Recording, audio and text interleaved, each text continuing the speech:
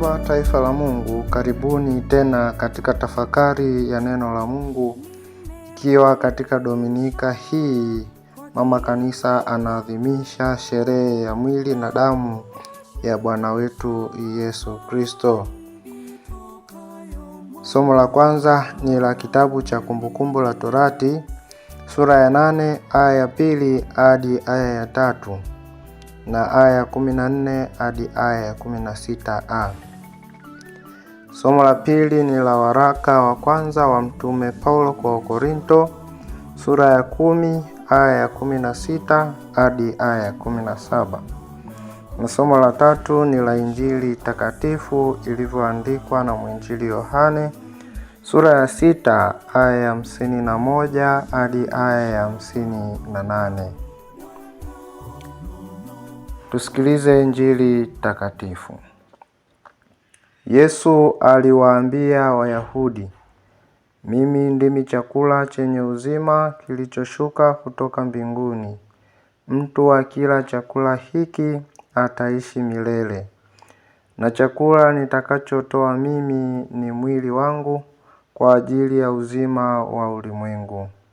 Basi Wayahudi walishindana wao kwa wao wakisema, "Awezaje mtu huyu kutupa sisi mwili wake ili tuule?"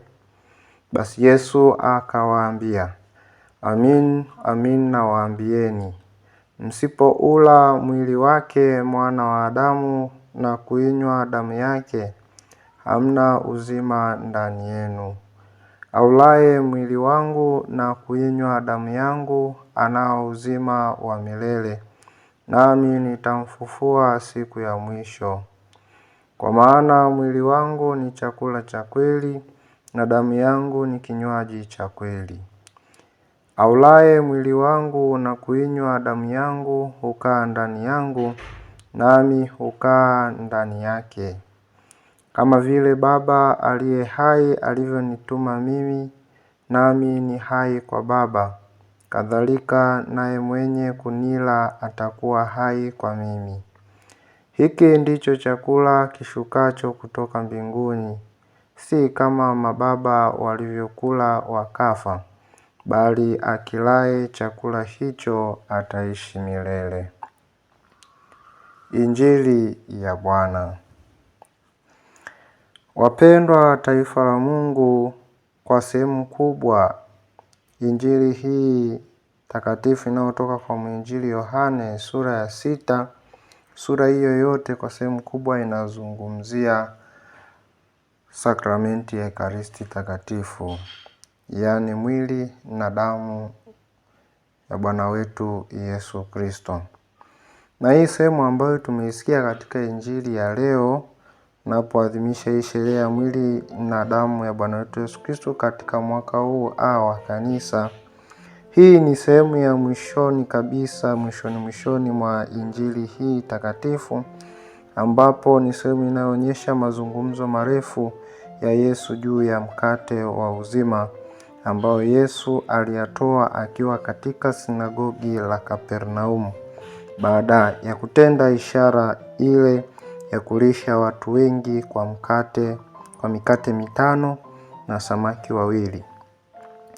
Ndugu zangu, katika sehemu hii bado tunaona makutano wakatambua nguvu za Mungu zikifanya kazi ndani ya Yesu na hivyo kumwamini.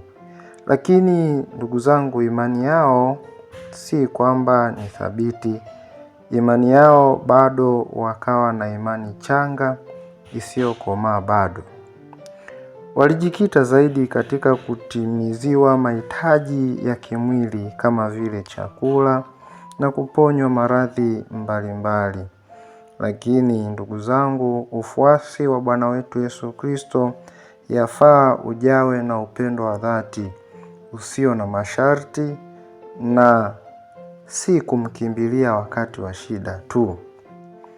Kumbe ndugu zangu, hii yote pale ambapo tunakuwa ni watu wa kumkimbilia Yesu katika shida tu, inaonyesha kabisa imani yetu bado haijakomaa.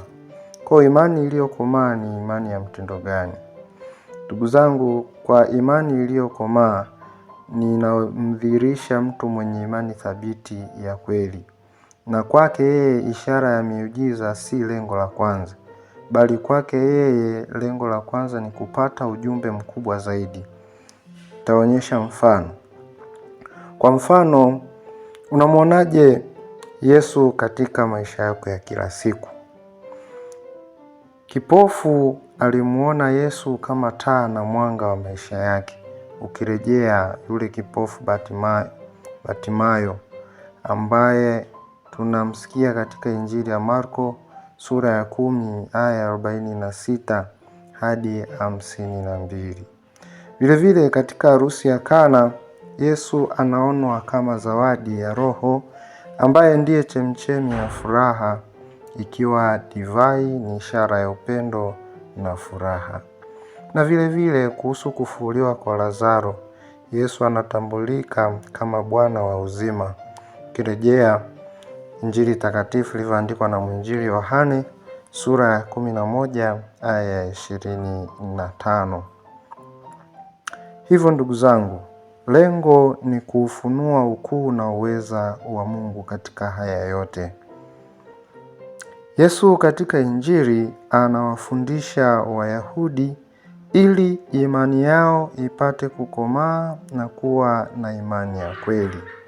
Yote hiyo ni kutokana na wao hawa Wayahudi kujiuliza, inawezekanaje mwana wa seremala akajitambulisha kama chakula cha uzima kilichoshuka toka mbinguni na kuwaalika kula mwili wake na kunywa damu yake?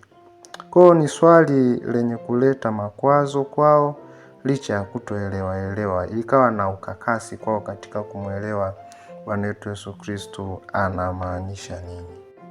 Hivyo wapendwa, taifa la Mungu, Ekaristi Takatifu ni moja ya sakramenti 7 ambamo kanisa linapata chemchemi na kilele cha maisha yake.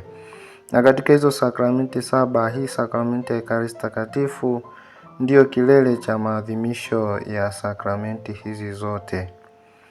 Hivyo wapendwa, ndugu zangu, tunapoelezwa kwamba hii sura yote ya 6 ya mwinjili Yohane inazungumzia hii Ekaristi Takatifu, ni wazi kwamba mama kanisa anatupa nafasi ya kuweza kukaa na Yesu wa Ekaristi Takatifu katika tabernakulo au wakati wa uonesho na hata wakati wa ibada ya kuabudu, tukitambua umuhimu wa sakramenti hii ya Ekaristi Takatifu katika maisha ya kila Mkristo. Maana mwinjili Yohane anatudhihirishia uwepo halisi wa Yesu katika Ekaristi Takatifu. Ndio maana tunaambiwa kwamba aulaye mwili wangu na kuinywa damu yangu anao uzima wa milele, asema Bwana. Hivyo ndugu zangu, hii ni moja ya mafundisho tunayoyapata na kutueleza ukweli uletao faraja na nguvu kwa maisha yetu. Uwepo halisi unaotuonyesha kweli Yesu Kristo Bwana wetu ni sadaka ya kweli ya shukrani inayotufanya tuwe wamoja kwa kuwa na ushirika pamoja naye aliye Bwana na Mwokozi wa maisha yetu sisi wanadamu. Kwa kuwa mkate ni mmoja, sisi tulio wengi tu mwili mmoja, kwa maana sisi sote tutapokea sehemu ya ule mkate mmoja. Hii ni nukuu ya maneno ya Mtume Paulo katika somo la 2, ambapo ni waraka wa kwanza wa Mtume Paulo kwa Wakorinto sura ya 10 aya ya 17, tukithibitishiwa juu ya umoja, juu ya ushirika ambao tunavutwa sote, hususani pale ambapo tunafanya maadhimisho haya ya sherehe ya Ekaristi Takatifu. Na Ekaristi Takatifu inatuletea mafundisho gani kwetu sisi wa Kristo? Hivyo ndugu zangu, ushirika huu tuuhamishie katika maisha yetu ya kifamilia, maisha ya kijumuiya, maisha ya kikanda na makundi mbalimbali, ndugu zangu, yenye lengo la kujengana, kusaidiana na kufaidiana kwa upendo. Maana Ekaristi Takatifu, ndugu zangu katika Kristo, hii ni zawadi kwetu ili tusaidie sote katika safari ya uzima. Hii ndiyo maana iliyotengenezwa na Mungu mwenyewe na kutupatia uhakika kwamba Bwana yupo pamoja nasi katika magumu, katika maumivu na hata katika matatizo ya hapa duniani. Hivyo wapendwa taifa la Mungu, hii ndiyo shule ya Yesu tunayojifunza maisha ya Kikristo, tunakojifunza upendo wa Kristo, tunakojifunza heshima, nidhamu na utiifu kama Wakristo, na tunakojifunza maisha ya umisionari na maisha ya umoja kama Wakristo. Hivyo wapendwa, kwa sherehe hii tujitathmini kuhusu imani yetu katika Ekaristi Takatifu, ambamo ndani yake tujichunguze vema tabia, mienendo yetu, ushiriki wetu katika kila adhimisho la misa takatifu, heshima kwa Ekaristi Takatifu na mengineyo kama waamini wa kanisa moja takatifu Katoliki na la mitume. Awabariki na kuwalinda Mungu Mwenyezi, Baba na Mwana na Roho Mtakatifu. Amina.